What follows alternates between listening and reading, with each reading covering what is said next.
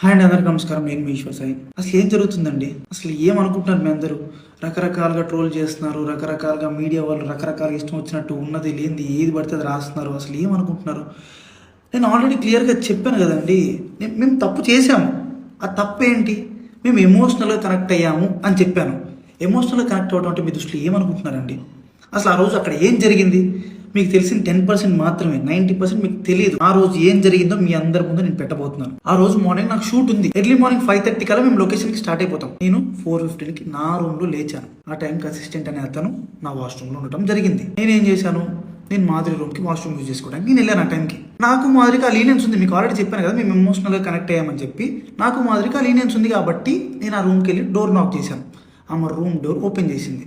ఆమె room door open చేసి నేను డైరెక్ట్గా వాష్రూమ్కి వెళ్ళిపోయాను. ఆమె క్యాజువల్గా ఆమె రూమ్ డోర్ లాక్ కూడా చేయలేదు, రూమ్ డోర్ ఓపెన్లోనే ఉంది. ఆమె క్యాజువల్గా బెడ్ మీద కూర్చొని ఫోన్ యూజ్ చేస్తుంది. అదే టైంకి మా వైఫ్ వాళ్ళకి ఎవరో రాంగ్ గైడెన్స్ ఇచ్చారు, ఎవరో అనుమానాస్పదంగా ఏదో చెప్పారు. ఆ టైంకి సేమ్ రూమ్కి వచ్చింది, రూమ్ డోర్ ఓపెన్లోనే ఉంది. ఆ సిచ్యువేషన్లో మా వైఫ్ ఆవేశం వల్ల ఆమెకి ఇష్టం వచ్చింది చేసింది. అక్కడ ఆ సిచ్యువేషన్లో ఆమె ఇష్టం వచ్చింది చేస్తుందని చెప్పి నేను మాట్లాడే సిచ్యువేషన్లో కూడా లేను. ఆమె నేను ఏం మాట్లాడినా సరే ఆమె నాకు రివర్స్ అయిపోతుంది. అసలు స్కోప్ కూడా ఇవ్వట్లేదు, మాట్లాడే గ్యాప్ కూడా ఇవ్వట్లేదు. ఆమె ఆవేశంలో ఏదేదో చేస్తుంది. ఆమె అనుకున్న రకరకాల వీడియోలు తీస్తున్నారు, రకరకాలుగా బూతులు. మా వైఫ్కి ప్రీవియస్గానే నా మీద చాలా అనుమానం ఉంది. అక్కడికి వచ్చే టైంకి ఆ సిచ్యువేషన్లో ఇదంతా చూసేటప్పటికి ఆమె అనుమానం నిజమైంది అని ఆమె అనుకుంది. ఈలోపు ఆ వెనుకున్న వ్యక్తులు ఎవరైతే ఉన్నారో ఆ విషయాలని అతను ఎవరో నాకు కూడా తెలియదు. వెనుకున్న వ్యక్తులు అసభ్యకరంగా మాట్లాడటం, నేను అప్పటికే ఆమెకు చెప్తున్నాను, ఆపుతున్నాను, గొడవలు కాదు, కొట్టుకోకండి, కూర్చొని మాట్లాడుకుందాం అని క్లియర్గా నా భార్యకి నేను సంజాయిషి చెప్పడానికి ట్రై చేస్తున్నా కూడా ఆమె వినే పరిస్థితిలో లేదు. నేను ఒక్క మాట మాట్లాడుతుంటే ఆమె 4 దెబ్బలు కొట్టేటట్టుగా ఉంది. ఆ వైఫ్ ఏం జరిగింది నన్ను పట్టుకొని కొట్టి అడుగుతున్నా సరే నేను కామ్గా ఉండటానికి రీజన్ అక్కడ వాళ్ళందరూ వీడియోస్ తీస్తున్నారు. నేను ఏం చెప్తే ఏ రకంగా పోర్ట్రే అయ్యిద్దో తెలియదు. ఎక్స్ప్లెనేషన్ ఇవ్వడానికి నాకు స్కోప్ కూడా ఇవ్వలేదు. ఆల్రెడీ మీకు చెప్తున్నాను కదండి, మేమిద్దరం కనెక్ట్ అయ్యి జస్ట్ 2.5 months అయ్యిందని చెప్తున్నాను. మా మధ్య ఒకరికి లీనియన్స్ ఉంది తప్పితే అంతవరకు వెళ్ళే లీనియన్స్, అంతవరకు వెళ్ళే ర్యాప్ మా ఇద్దరి మధ్యలో లేదు. మేము ఇమోషనల్గా కనెక్ట్ అయ్యాం, ఇమోషనల్గా మాట్లాడుకుంటాం అంతే తప్పితే మేము అంత దూరం మేము ఎప్పుడు వెళ్ళలేదు, వెళ్ళాలని కూడా మేము ఎప్పుడు అనుకోలేదు. అలాంటి క్యారెక్టర్ ఆ అమ్మాయి అస్సలు కాదండి. అమ్మాయి చాలా రెస్పాన్సిబుల్ పర్సన్.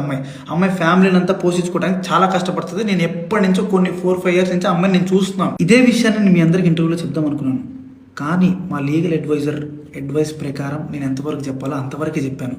అందులో కూడా నేను మీకు క్లియర్గా ఎక్స్ప్లెయిన్ చేశాను. మీ అందరికి 10% మాత్రమే తెలుసు, మిగతా 90% మీకు తెలియదు, మీరు చూడలేదు. ఇలాంటి సిచ్యువేషన్లోనే ఒక మనిషికి ప్యానిక్ అంటే ఏంటో అర్థమవుతుంది.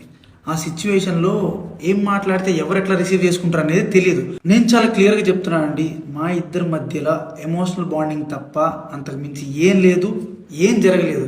నేను ఒక ఇల్లీగల్ రిలేషన్షిప్ అని దేనికని చెప్తున్నాను అంటే, ఒక పెళ్ళైన అబ్బాయి ఒక అమ్మాయితో ఎమోషనల్గా కనెక్ట్ అవ్వటం అనేది కూడా ఇల్లీగల్ రిలేషన్షిప్ అనే పేరు, అక్రమ సంబంధం అనే పేరుతో నాకున్న సిచ్యువేషన్లో నాకు ఆ పదాలు తప్పితే నాకు వేరే ఏం రాలేదు. నాకు నేనున్న డిప్రెషన్కి. అమ్మ మాధురి, నీకు నా తరపు నుంచి, నా భార్య తరపు నుంచి, నా భార్య వెనుకున్న వాళ్ళ తరపు నుంచి నీకు క్షమాపణ కోరుకుంటున్నాను. నీకు సారీ, ప్లీజ్ అర్థం చేసుకో, ప్లీజ్. వాళ్ళకి ఏం తెలియకుండా వాళ్ళ నోటికి వచ్చినట్టు మాట్లాడినందుకు, వాళ్ళు వీడియో అప్లోడ్ చేసినందుకు, నీ మీద చేసుకున్నందుకు నేనైతే సారీ చెప్తున్నాను. సారీ. నీకు జరిగిన నష్టానికి మీరు ఏ శిక్ష వేసినా నేను అనుభవించడానికి రెడీగా ఉన్నాను. సో ఇంకా మీడియా పీపుల్ అందరికీ అండ్ మీమర్స్కి, ఇన్ఫ్లుయెన్సర్స్కి, ఇన్స్టా వాడుతున్న ఎవరెవరో కూడా రియాక్ట్ అయిన వాళ్ళందరికీ ఇంతటితో ఆపేయండి ప్లీజ్. మా లైఫ్ చాలా డిస్టర్బెన్స్ అయిపోయింది మీ వలన. ప్లీజ్ ఇంతటితో ఆపేయండి. పదే చెప్తున్నా, మేము చేసిన తప్పు ఎమోషనల్గా కనెక్ట్ అవ్వటం. ఆ ఒక్కటి తప్పు వల్లనే మీరు రకరకాలుగా పోర్ట్రే చేశారు, రకరకాలుగా జనాల్లో కన్వే చేసేసారు. ఇంతటితో ఆపేయండి ప్లీజ్.